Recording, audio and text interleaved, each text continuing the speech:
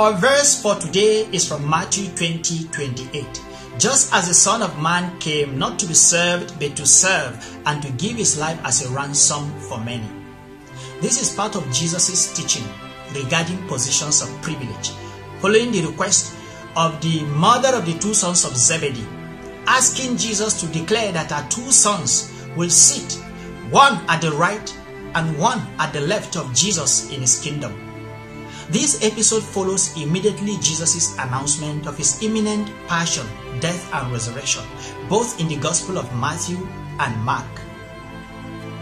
This announcement should have elicited a deep reflection and soberness, but alas, people whose eyes are on power have no concern over the plight of another, not even of their master. Jesus uses this opportunity to make it clear that he is aware of the notion of being great or first, associated with the ambition to rule and dominate others. But he considers this to be the logic of the Gentiles. It is something that happens among the Gentiles, but must not be so among believers. Rather, the disciples' sense of greatness and of being first must come from the zeal to serve. He must be a servant, diakonos, of others, and a slave, doulos, of all. Being a servant of all implies that one doesn't get to have all serve him or her, but must be the one serving all.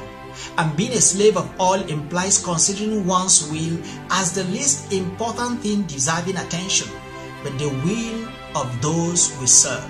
Therefore, one has to have the disposition to do the will of all, not to have all do the will of one.